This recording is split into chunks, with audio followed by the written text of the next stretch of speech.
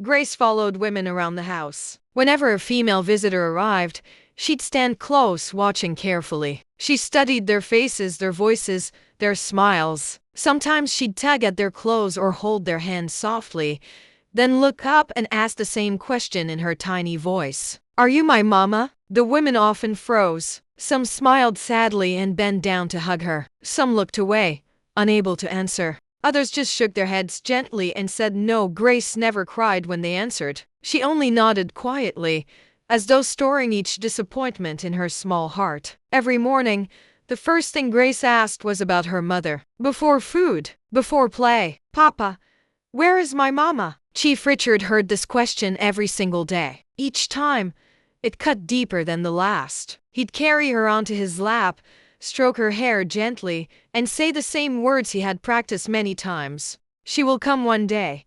And Grace believed him completely. Children trust easily. They trust with their whole hearts. At breakfast, Grace always counted the chairs at the table. One chair was always empty. She'd point at it and ask if that was where her mother would sit when she came back. Chief Richard often looked away before answering. He didn't want Grace to see the sadness in his eyes. During the day, Grace played with her toys, but even play reminded her of what was missing. She had a doll she loved deeply, treating it like a real baby. She spoke to it softly, scolded it gently, and sometimes sat it down beside her. "Wait here," she would tell the doll. "Mama is coming." The house helps watched her quietly. Some turned away to wipe tears. They had never seen a child so young hold onto a memory so tightly. Nighttime was the hardest. Grace hated sleeping alone. She'd cry until Chief Richard came to sit beside her bed. When he tried to leave, she held his finger tightly and begged him not to go. "Please, Papa, stay." He stayed every time. Many nights, Grace talked in her sleep. She cried softly and called out for her mother, begging her not to leave again. Chief Richard sat beside her, listening, his heart heavy with questions he couldn't answer. What kind of pain could push a woman to leave a child like this? Was the mother alive? Did she think about her child? Did she cry at night too? One afternoon, Grace followed him into his study. She climbed onto his chair and touched his face gently, as though confirming he was real. "You are my papa?" she asked. He swallowed hard before answering. "Yes," he said, "I am your papa." Grace smiled brightly. Then she looked around the room and asked again, as always, "And my mama?" He had no answer. That night, Grace woke up screaming. She cried louder than usual, calling for her mother repeatedly. Chief Richard rushed in and carried her until she calmed down. As she slept again, he whispered quietly to himself, "She still remembers her mother." That night, he made a decision. He could no longer ignore the question that followed Grace everywhere. He needed answers, not just for himself, but for her. The next morning, he called his lawyer and told him everything. Where he found the child, how young she was, how she never stopped asking about her mother. When the lawyer asked if there was any identifying mark, Chief Richard paused. "There is a small mark behind her ear," he said slowly. The lawyer went silent for a moment. "That may be important," he said. For the first time since Grace entered his life, Chief Richard felt both hope and fear. Hope that the truth might be found. Fear of what that truth might bring. And somewhere far away, a woman woke up from sleep with tears on her face, her heart heavy with a pain she had never escaped. Ada did not disappear after leaving her child. She only changed locations. She carried her pain with her wherever she went. After abandoning Grace, Ada left the city that same day. She boarded a bus with trembling hands and a heart full of fear,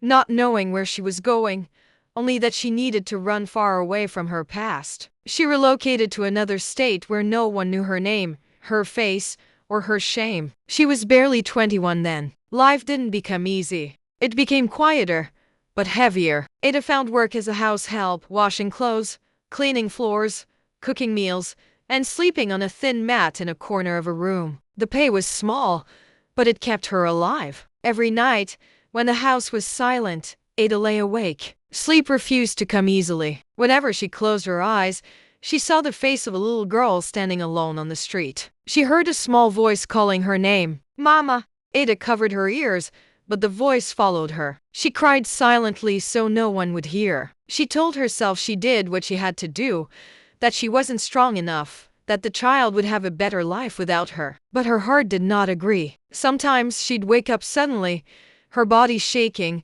her pillow wet with tears. She would sit up and whisper prayers, begging God to forgive her for what she had done. During the day, Ada acted strong. She smiled when spoken to and worked without complaint. But inside, something was broken beyond repair. She avoided children. Whenever she saw a little girl about Grace's age, her chest tightened. She'd turn away quickly, afraid that if she looked too long, she would break down in public. Years passed slowly. Ada remained unmarried, refusing every man who showed interest. Love scared her now. Trust scared her. She believed she didn't deserve happiness. Sometimes she'd touched a small scar on her own hand, the one she got the day she marked Grace behind the ear. That scar reminded her that her past was real, that her child was real. On certain nights, Ada spoke out loud to the air. "Are you safe? Do you eat well? Do you cry for me?" There was no answer. Unknown to Ada, a little girl in a big house was asking the same questions about her. One afternoon,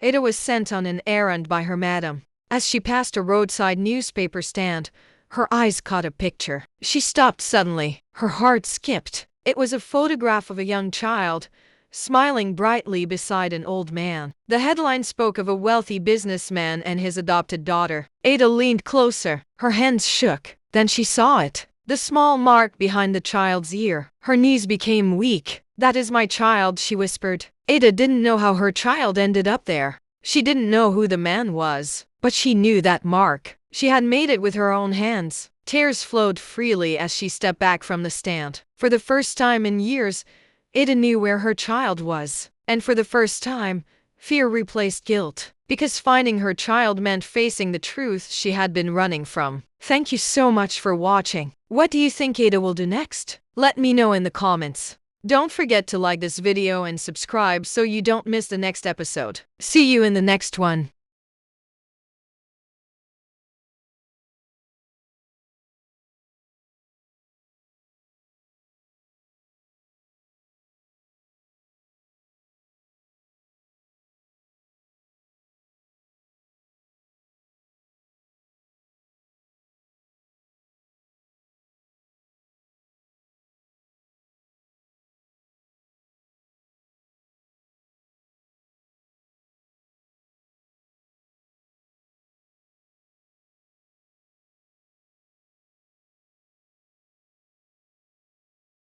Grace was growing up, slowly but surely. She was no longer the helpless toddler who cried endlessly when she was first brought into the big house. Her steps were firmer now, her words clearer, and her eyes sharper. She noticed things. She observed people. She remembered faces. Living in a house so large, Grace saw many people every day. Drivers, house helps, visitors, a constant stream of faces. Yet, in all the faces she saw, there was one she kept searching for. A face she couldn't fully remember, but could never forget.